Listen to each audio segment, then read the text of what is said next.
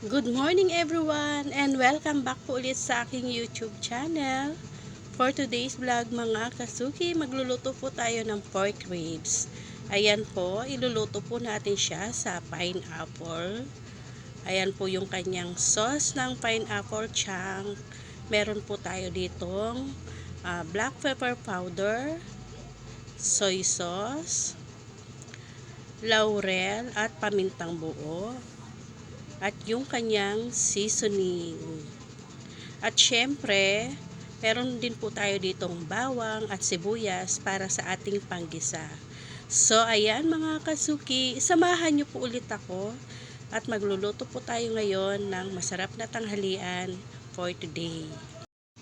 I-marinate po muna natin ang ating pork ribs para manuot po yung kanyang mga sangkap. At syempre, kung ikaw ay hindi pa nakasubscribe sa aking YouTube channel, please subscribe my channel and pakiclick na rin po ang notification bell para lagi po kayong updated sa aking mga latest video.